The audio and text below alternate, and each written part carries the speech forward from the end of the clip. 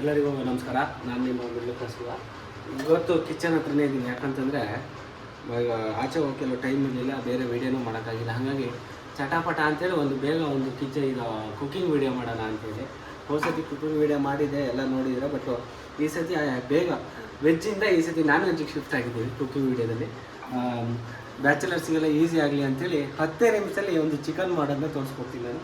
10 ನಿಮಿಷದಲ್ಲಿ ಪಟ ಅಂತ ಚಿಕನ್ ಆಗಬೇಕು, ತಿಂತಿದ್ರೆ ಸೂಪರಾಗಿದೆ ಅಂತ ಅನಿಸ್ಬೇಕು. ಆ ಥರ ಒಂದು ಚಿಕನ್ನು ನೋಡಿ. ಅರ್ಧ ಕೆ ಜಿ ಚಿಕನ್ ತೊಗೊಂಡಿದ್ದೀನಿ. ನಾವಿರೋದೇ 2-3 ಜನ. ಅರ್ಧ ಕೆ ಜಿ ಸಾಕು ಒಂದು ಹೊತ್ತಿಗೆ ಅಂತ ತೊಗೊಂಡಿದ್ದೀನಿ. నేను ಕ್ಲೀನಾಗಿ ಅರಿಶಿನ ಪುಡಿ ಹಾಕಿ ತೊಳೆದಿಟ್ಕೊಂಡಿದ್ದೀನಿ. ಈಗ ಈರುಳ್ಳಿನ ಫಸ್ಟ್ ಹೆಚ್ಕೊಳ್ಳೋಣ. ಚಿಕ್ಕಾಗಿ ಈರುಳ್ಳಿ ಹೆಚ್ಕೊಂಡು ಸ್ಟಾರ್ಟ್ ಮಾಡೋಣ. ಈಗ ಹೆಂಗಾಗಿದೆ ಅಂದರೆ ನಮ್ಮ ಬ್ಯಾಚುಲರ್ಸ್ ಜೀವನದಲ್ಲಿ ಅಡುಗೆ ಮಾಡಿಕೊಟ್ರೆ ಆರಾಮಾಗಿ ಕೂತ್ಕೊಂಡು ತಿನ್ನೋಣ ಅನ್ಸೋ ಥರ ಆಗಿದೆ. ಈ ಅಡುಗೆ ಮಾಡೋ ಕರ್ಮನೇ ಬೇಡಪ್ಪ ಅನಿಸ್ಬಿಟ್ಟಿದೆ ಆ ಲೆವೆಲಿಗೆ. ಈಗ ವಾರದಲ್ಲಿ 7 ದಿನ ಇದೆ, ಅದರಲ್ಲಿ ಈಗ ಅಟ್ಲೀಸ್ಟ್ 3 ದಿನ ಅಡುಗೆ ಮಾಡೋದೇ ಕಷ್ಟ ಆಗಿದೆ. ಇನ್ನು 3 ದಿನ ಬರೀ ಆಚೆ ತಿನ್ನೋದಾಗಿದೆ. ಇವಾಗ ಫಸ್ಟ್ ರೂಮ್ ಮಾಡ್ಬೇಕಾದ್ರೆ ಅಂದ್ಕೊಂಡಿದ್ವಿ ಎಲ್ಲ ಆಚೆನೇ ತಿನ್ನೋದು ಬೇಡ, ಹೊರಗಡೆ ಊಟನೂ ಬೇಡ, ಏನೇ ಕಷ್ಟ ಆದ್ರೂ ರೂಮಲ್ಲೇ ಮಾಡ್ಕೊಳ್ಳೋಣ ಅಂತ. ಈಗ ಹೆಂಗಾಗಿದೆ ಅಂದರೆ 1 ದಿನ ಅಡುಗೆ ಮಾಡ್ಬೋದು, 2 ದಿನ ಮಾಡಿ ಅಯ್ಯೋ ಯಾರಪ್ಪ ಅಡುಗೆ ಮಾಡ್ತಾರೆ ಅನ್ನೋ ಲೆವೆಲಿಗೆ ಅನಿಸ್ಬಿಟ್ಟಿದೆ. ಅದಕ್ಕೆ ಅಡುಗೆ ಮಾಡೋದೇ ಬಿಡ್ತಿದ್ದೀವಿ.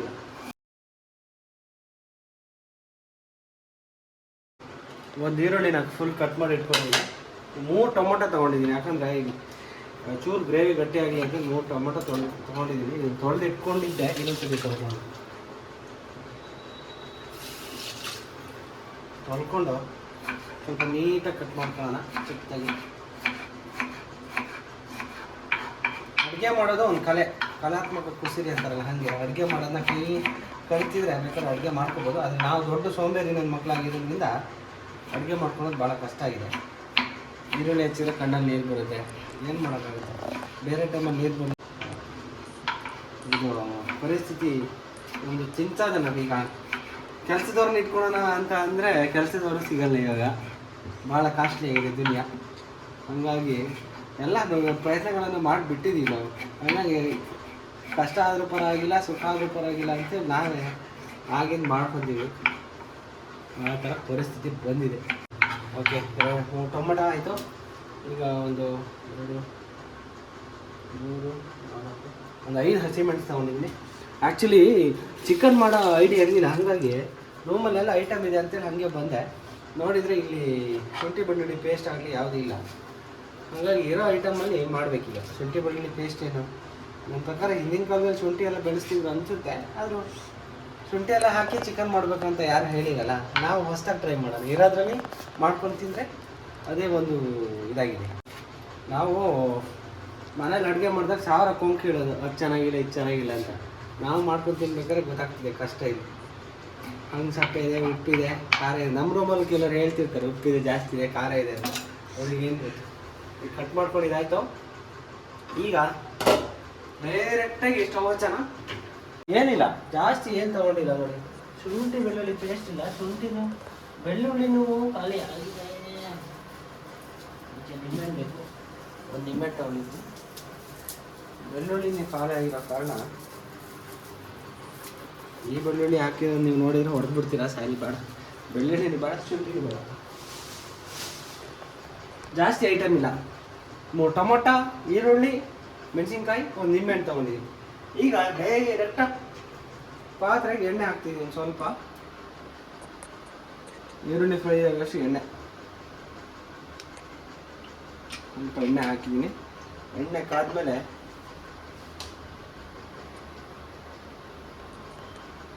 ನೋಡ್ತಾ ಇದ್ದೀನಿ.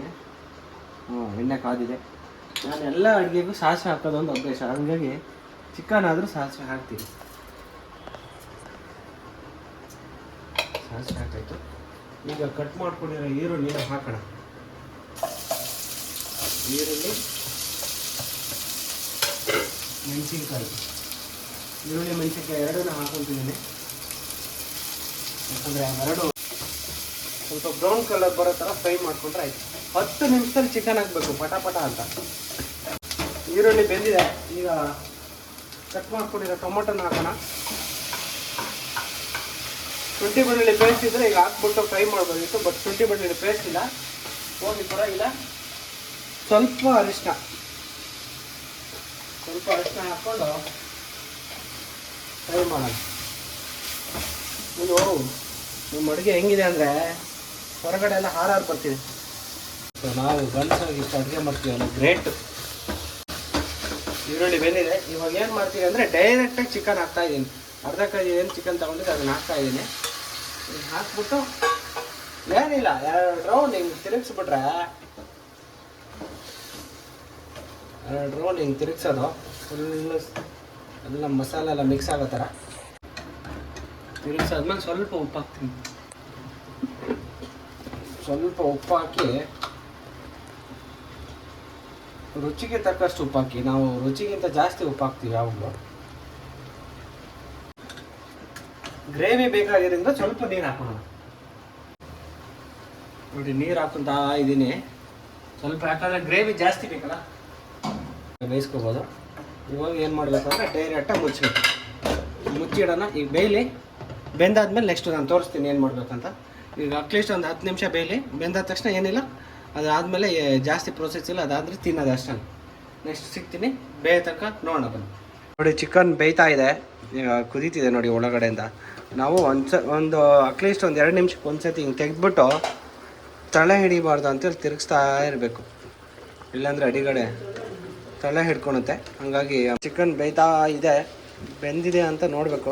ಆ್ಯಕ್ಚುಲಿ ನಾವು ಊರಲ್ಲೆಲ್ಲ ಹೊರಗಡೆ ಹುಡುಗರು ಎಲ್ಲ ತುಂಡು ಬೇಯಿಸೋದು ಅಂತಿದ್ರೆ, ಈಗ ನನ್ನ ದೊಡ್ಡಪ್ಪನ ಮಗ ಒಬ್ಬ ಇದ್ದ, ಈ ಥರ ಬಿಸಿ ಬಿಸಿ ಬೇಯ್ತಿದ್ದಂಗೆ ಇದಕ್ಕೆ ಕೈ ಹಾಕಿ ತಿಂತಿದ್ದ. ನಂಗೆ ಇನ್ನೂ ನೆನಪಿದೆ. ಇನ್ನು ಹಂದಿ ಮಾಂಸ ಮಾಡ್ತಿದ್ರೆ ಅಂತೂ ಅಲ್ಲೇ ಕೈ ಹಾಕಿ ಅಲ್ಲೇ ಬಾಚ್ಕೊಂಡು ತಿಂತಿದ್ದ. ಚಿಕನ್ ಬೆಂದಿದೆಯಾ ನೋಡೋಣ. ಚಿಕನ್ ಬೆಂದಿದೆಯಾ ಅಂತ ನೋಡೋಣ ಹೆಂಗೆ ಹೇಳ್ಕೊಟ್ಟಿದ್ದಾರೆ ಅಂದರೆ, ಈ ಥರ ನಮ್ಮ ಮನೇಲಿ ಅವಾಗ ಹೇಳ್ತಿದ್ರು, ಈ ಥರ ಇರೋ ಪೀಸ್ನ ನೋಡ್ಬೇಕಂತೆ ಬೆಂದಿದೆಯಲ್ಲ ಅಂತ.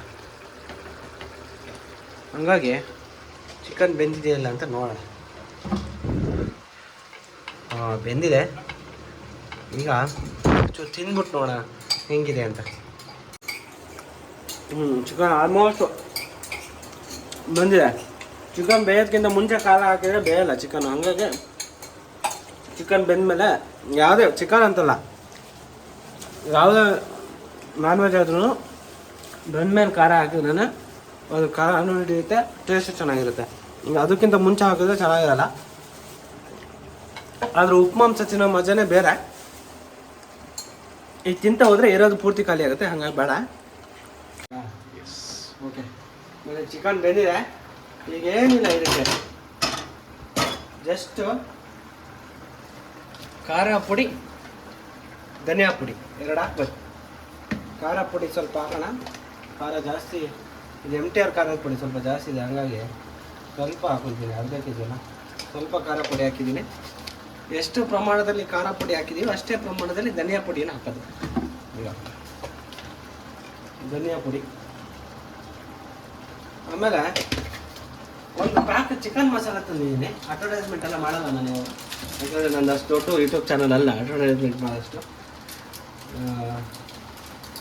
ಚಿಕನ್ ಮಸಾಲ ಏನಿದೆ ಇದನ್ನು ಫುಲ್ ಹಾಕಿದರೆ ಸಿಕ್ಕಾಪಟ್ಟೆ ಖಾರ ಆಗುತ್ತೆ. ಯಾಕಂದರೆ ಇದು 1 kg ಬಳಸೋದು, ನಾವು ಅರ್ಧ kg ಅಲ್ಲ, ಅದಕ್ಕೆ ಸ್ವಲ್ಪ ಹಾಕ್ಕೊಳ್ತಾ ಇದ್ದೀನಿ.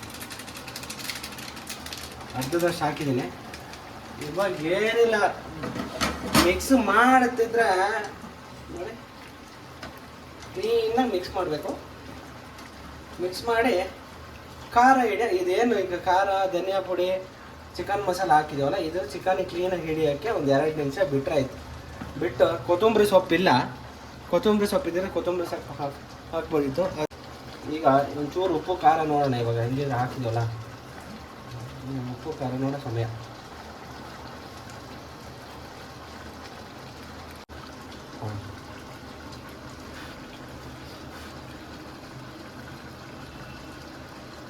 ಚೂರು ಉಪ್ಪಾಗಿದೆ ಅನಿಸುತ್ತೆ. ಚೂರಲ್ಲ, 1 kg ಉಪ್ಪಾಗಿದೆ. ಒಂಚೂರು ಚಿಕನ್ ಮಸಾಲ, ಚಿಕನ್ ಮಸಾಲದಲ್ಲೇ ಉಪ್ಪಿದೆ ಕರೆಕ್ಟ್. ಯಾವ್ದು ಕಮ್ಮಿ ಇದೆ ಅಂದರೆ ಹುಳಿ ಹಾಕಿಲ್ಲ. ಈಗ ನಿಂಬೆಹಣ್ಣು ತೊಗೊಂಡಿದ್ದೀನಿ, 1 ನಿಂಬೆಹಣ್ಣು ಹಿಂಡ್ತಾ ಇದ್ದೀನಿ. ಕ್ಲೀನಾಗಿ ನಿಂಬೆಹಣ್ಣು ಹಿಂಡೋಣ. ನಿಂಬೆಹಣ್ಣು ಭಾಳ ಒಳ್ಳೆಯದು ಆರೋಗ್ಯಕ್ಕೆ, ಅಂದರೆ ನಿಂಬೆಹಣ್ಣು ಕ್ಲೀನಾಗಿ ಹಿಂಡ್ತಾ ಇದ್ದೀನಿ. ಬೀಜ ಮಾತ್ರ ಹಿಂಡಬೇಡಿ, ಕೈ ಆಗುತ್ತೆ. ನಿಂಬೆಹಣ್ಣು ಒಂದು ಹಿಂಡಿದ್ದೀನಿ ಕ್ಲೀನಾಗಿ. ಚಿಕನ್ ಬೆಂದಿದೆ, 10 ನಿಮಿಷದಲ್ಲಿ ಸಾಂಬಾರು ಅಂದರೆ ಗ್ರೇವಿ ರೆಡಿಯಾಗಿದೆ. ಇದು ನೀವು ಅನ್ನಕ್ಕೆ ಬೇಕಾದ್ರೆ ಹಾಕೊಂಡು ತಿನ್ಬೋದು, ಇಲ್ಲ ಅಂತಂದರೆ ಎಣ್ಣೆ ಹಾಕಿ ಕುಡಿಯೋರಿದ್ರೆ ಎಣ್ಣೆಗೂ ಸೈಡ್ಸ್ ಥರ ನೆಂಚ್ಕೊಂಡು ತಿನ್ಬೋದು. ಸೂಪರಾಗಿ ಬಂದಿದೆ, ತಿಂತಾರಣ. ಹಾಗಾಗಿ ಯಾರೆಲ್ಲ ನೋಡಿ, ಯಾರೆಲ್ಲ ವೀಡಿಯೋ ನೋಡ್ತಿದ್ರೆ 10 ನಿಮಿಷದಲ್ಲಿ ಚಿಕನ್ ಮಾಡೋದನ್ನ ತೋರಿಸಿದ್ದೀನಿ. ಈ ವಿಡಿಯೋ ಇಷ್ಟ ಆಗಿತ್ತು ಅಂದರೆ ದಯವಿಟ್ಟು ಶೇರ್ ಮಾಡಿ, ಆದಷ್ಟು ಕಮೆಂಟ್ಸ್ ಮಾಡಿ. ವಿಡಿಯೋ ಯಾರೆಲ್ಲ ನೋಡ್ತಿದ್ದೀರಾ ಗೊತ್ತು, ಯಾರು ಸಬ್ಸ್ಕ್ರೈಬ್ ಮಾಡ್ತೀರಾ ದಯವಿಟ್ಟು ಸಬ್ಸ್ಕ್ರೈಬ್ ಮಾಡಿ ಅಂತ ಹೇಳ್ತಾ ನಾನು ಈ ವಿಡಿಯೋನ ಮುಗಿಸ್ತಾ ಇದ್ದೀನಿ. ನಾನು ನಿಮ್ಮ ಮಿಡಲ್ ಕ್ಲಾಸ್ ಹುಡುಗ. ಮುಂದಿನ ವಿಡಿಯೋದಲ್ಲಿ ಸಿಗ್ತೀನಿ. ಜೈ ಹಿಂದ್, ಜೈ ಕರ್ನಾಟಕ.